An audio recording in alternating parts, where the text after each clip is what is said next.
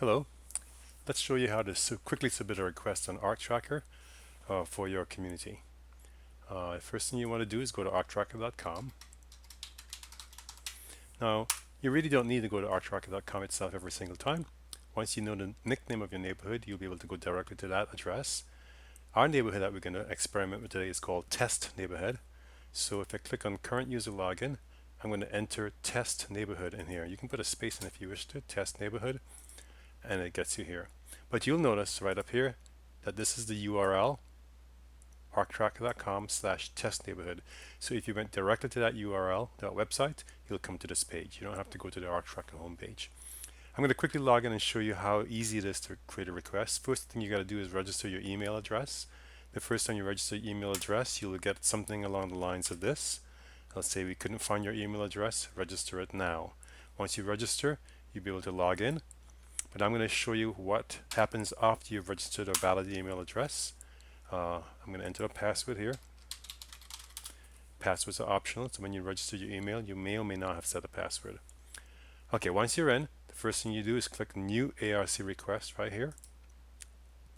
And then you select the type of work you're going to do. In this case, we're going to put in, let's say, some fencing.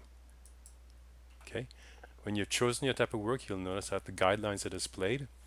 And your community may have had you pick some things you got to answer. So you read this, my proposed fence is a 6-foot wide vinyl fence. You click yes. My fence will connect to my house at a certain place. I click yes and yes. That's the idea. You got to meet these requirements before you submit your request. If you cannot meet them, you can choose no and give a valid reason, or maybe you need to wait until you can meet those requirements before you submit your request. You'll put in your first and last name here. They'll be already pre-populated sometimes. Put in a phone number in this field. Your email address will already be populated. You choose the house, the address you live at. I live at 255, and I live at 255 Fort Street.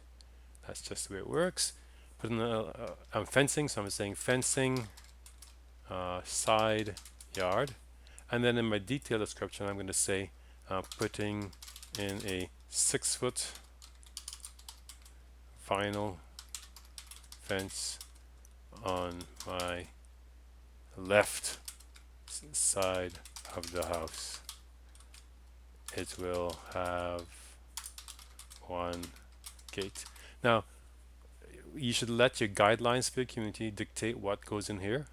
If they're asking you to put certain kinds of detail, you want to put that detail in here. If you've missed anything, it may delay your request. The committee may ask you to change the detail description to match their requirements. You'd have to pick a start date, and you'll notice a start date.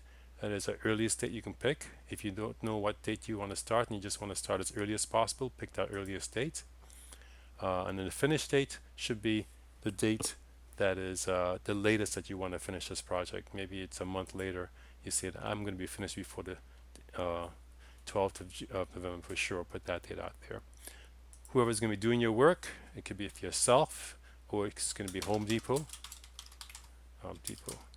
And then if you want any special exceptions. Right there, that's all you really need to do is submit a request. However, most places will want you to submit some additional documentation. So if you go down here to attachments and choose the file that you want to attach, it might be a permit, it might be a drawing, a survey, whatever like that. I'm going to demonstrate by going up here and picking from the pictures on my computer. If you're on a cell phone, when you click this button, you'll be allowed to go straight to your camera, and you can actually add your camera details there. But here, let's use this as an example of my fence.